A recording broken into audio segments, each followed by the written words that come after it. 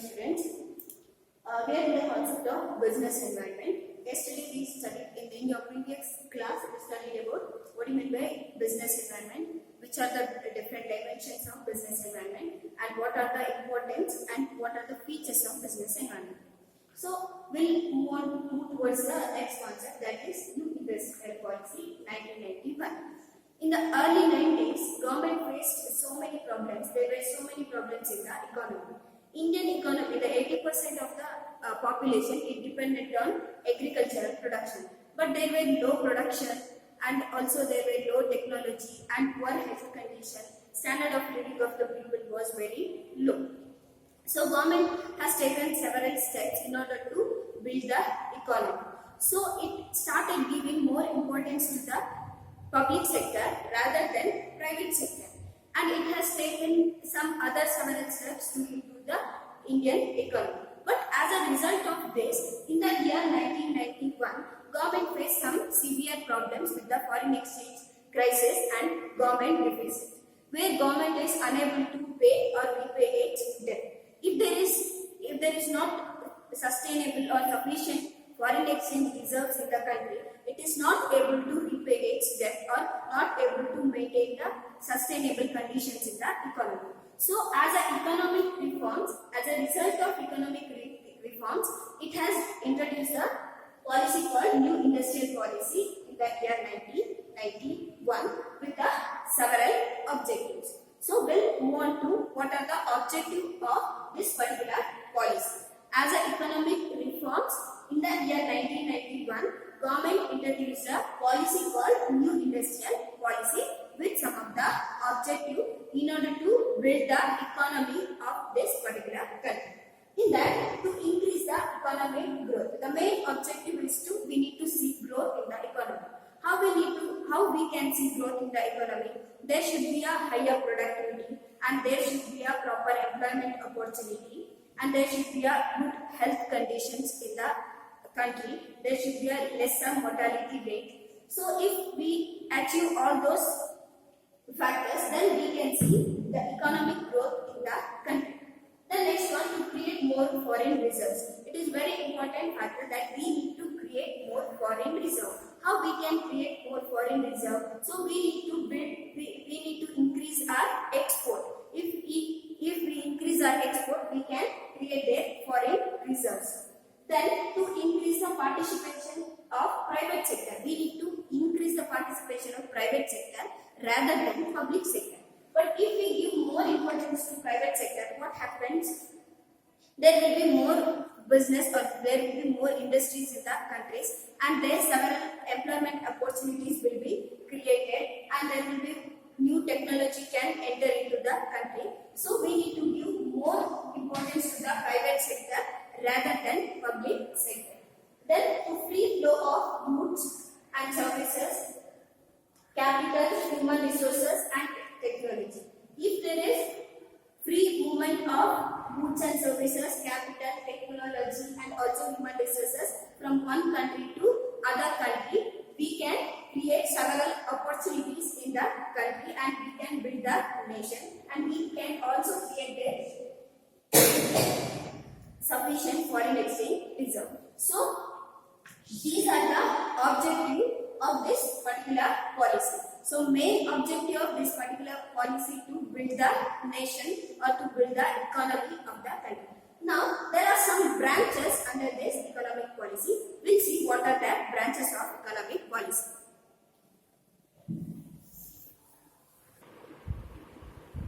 This particular policy, New Industrial Policy, has been introduced in the concept of liberalization, privatization and globalization, what we call it as branches of New Industrial Policy. And here, now we'll see what is liberalization.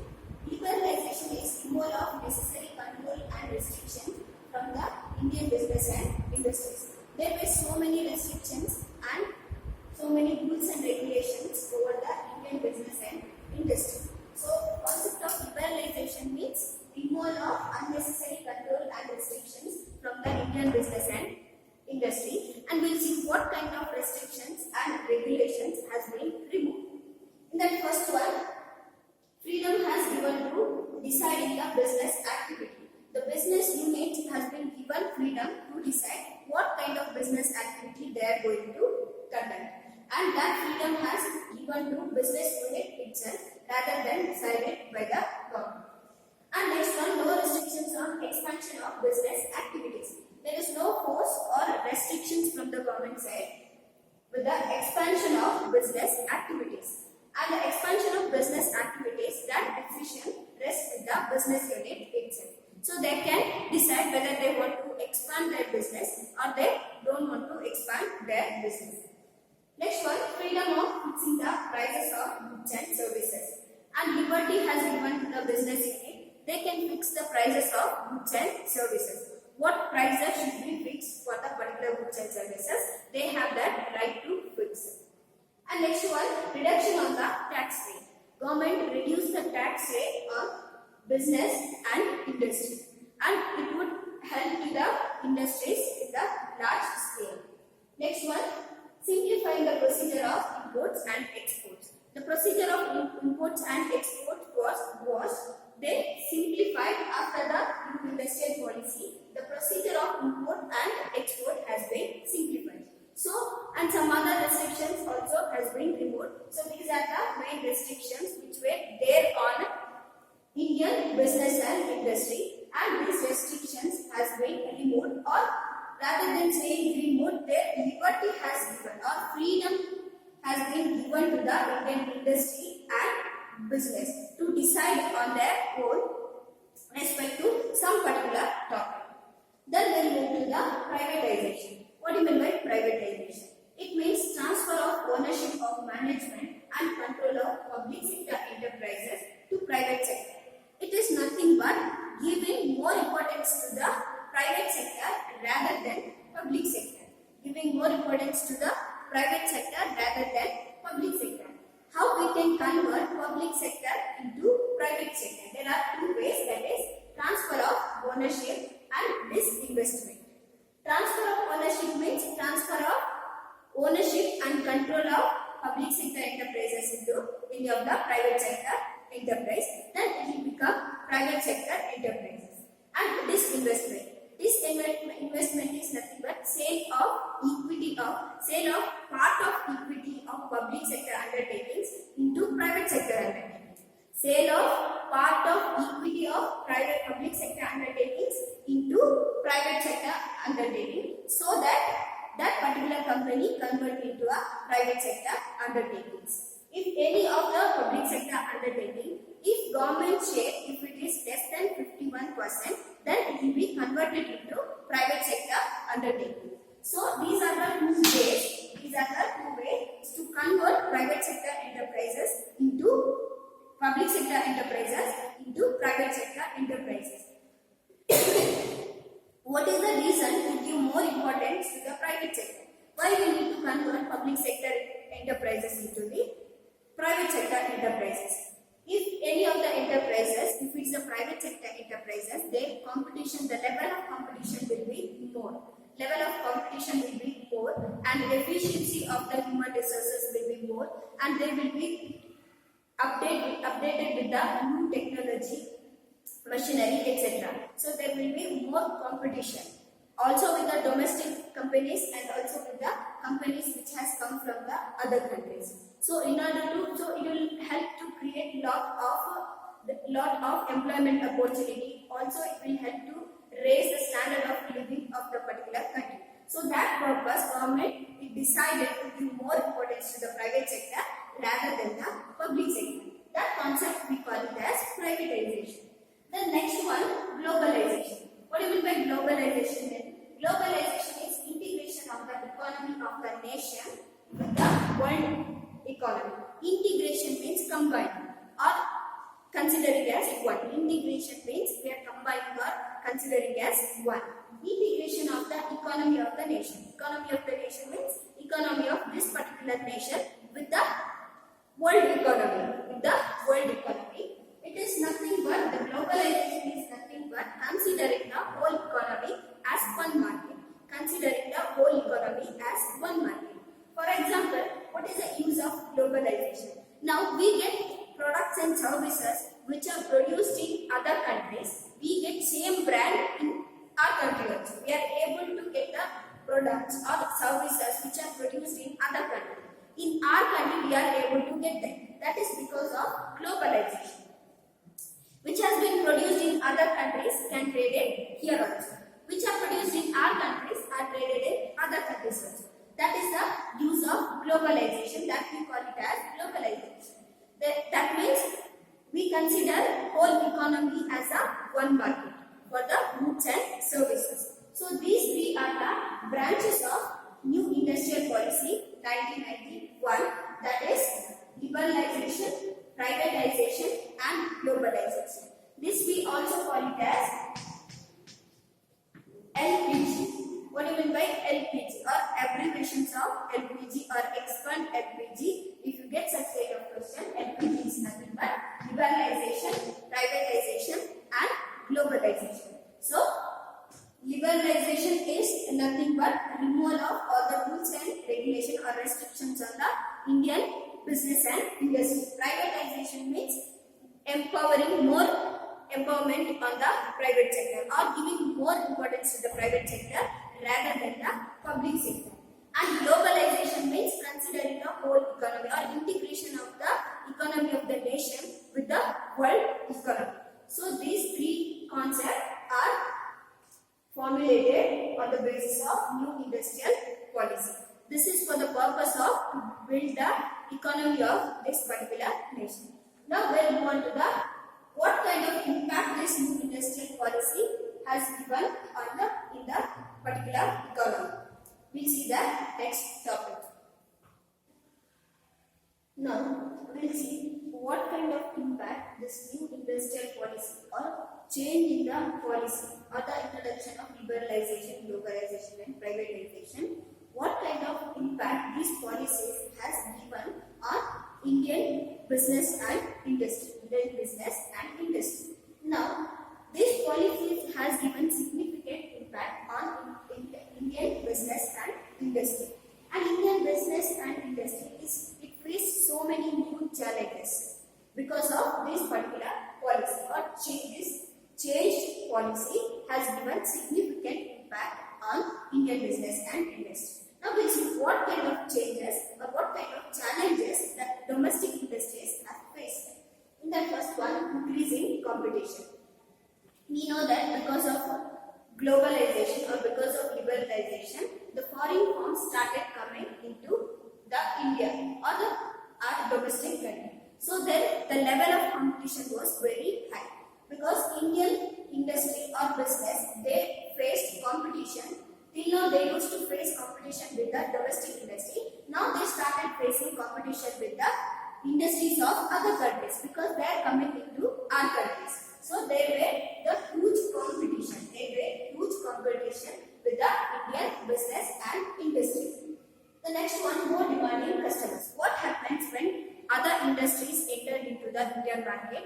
We get variety of other products with new technology or with new the quality. We get variety of products. So what happens there? For our country, the people of India, they got variety of products in front of them. That too with the different prices and with different quality.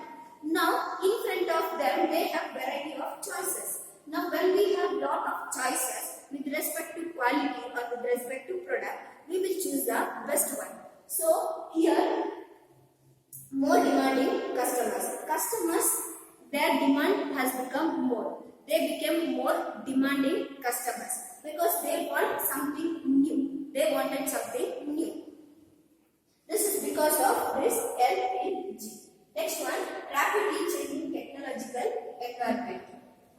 What happened now with the domestic industries? Domestic industry, they thought that they need to try something else or they need to include something else with their product because otherwise it is not possible for them to compete with the foreign industry or business also with their product in case of quality or in case of price or also in case of the particular product. So they thought that we need to invent something new. So they started inventing new technology. They started using new machineries in the production. So they started giving variety of production. The domestic industries, they started giving variety of products in the market. Next one, that is necessity for change. Now at this stage, it has become necessity for each and every companies in the country, that it has become necessity for them to change. They have to change, whether with respect with the technology or with respect with product or price or quality. They have to apply something new in their product because of this particular policy. Otherwise, they cannot sustain in this market with the competition. The level of competition is very high. Also, they were getting variety of products, and now they started applying new technology. So it has become necessity for the domestic industries or the business firms that they need to apply something new, or they have to change. The next one, need for developing human resources. The main problem with domestic industries or business, our human resources are not skilled and they were not trained properly. If human resources are not trained and they are not skilled, we cannot produce the product with the good quality, or we cannot produce a product with new technology. We cannot make them to handle new machineries or equipment. So here problem with they were the unskilled laborer or unskilled human resources or untrained human resources in the country. Now after this particular policy, now the domestic industries thought that we need to provide some kind of training to our human resources. If we train our human resources, we can produce the better product with a good quality, and we can apply something new technology or new machineries in the production. So in this time, they thought that we need to upgrade our human resources by giving or by providing with the skill and knowledge, also by providing some kind of training. Now market orientation. Now earlier days products used to be produced first, then they need to go to market. That concept was product oriented. Earlier days there was a concept of product oriented. Now there is a concept of market oriented. Now the concept is market oriented. Earlier days concept was product oriented. Product oriented is nothing but they used to produce first, then they used to analyze the market, whether there is a demand for the market, or whether this particular what product we have, whether we can sell this product or what. Now market orientation means what happens, they understood that at this stage in domestic industries understood that we need to analyze the market first. We need to analyze the market. If we analyze the market, we will understand that what kind of taste and preferences are prevailing in the market, what kind of quality people or customers are expecting in the market, or what kind of technology or what kind of product they are expecting in the market. So if we analyze the market, we will understand or we will get to know what kind of product we need to produce, with what kind of technology and what kind of quality we need to provide, or what price we need to fix for the particular product. If we analyze the market, we will get to know all this information. Then we need to go for the production of the product. After analyzing the market, if we produce the product, we can produce the product according to customers' taste and preferences. So then later we will get proper demand for our product. Next one, loss of budgetary support to the public sector.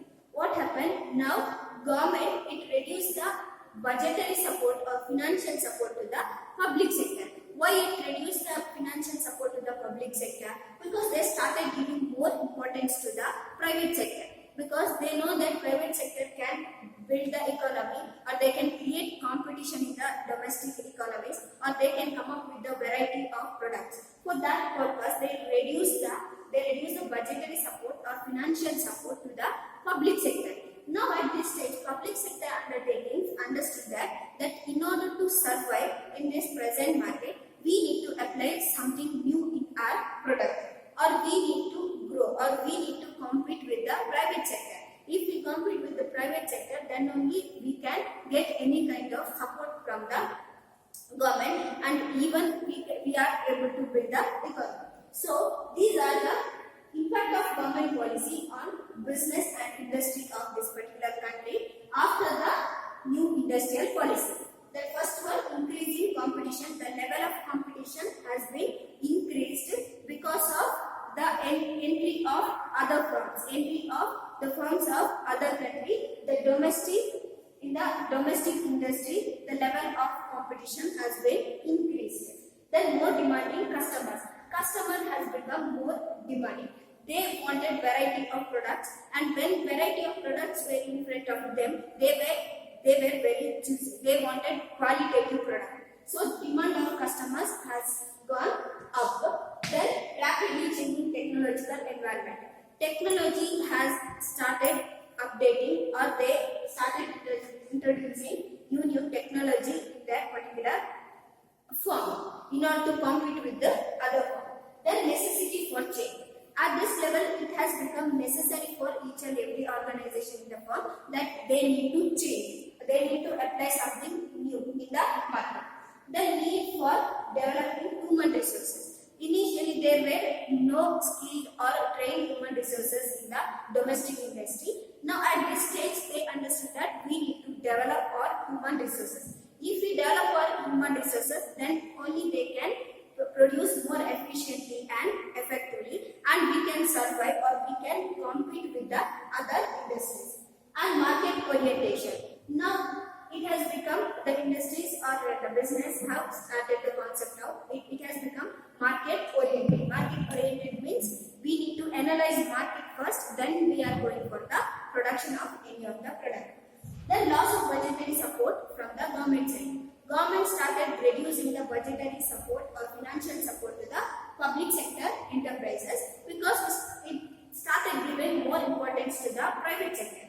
So, in order to conclude, the policy for the new industrial policy or the LPG, liberalization, privatization and globalization, it has given positive impact on the domestic industry and businesses. How or why in the sense, we have seen these many points. These many changes have occurred after the new industrial policy. So we can say that it has given positive impact on Indian industry and the business. So with this particular topic, we can conclude with the chapter. We can conclude the chapter of business environment.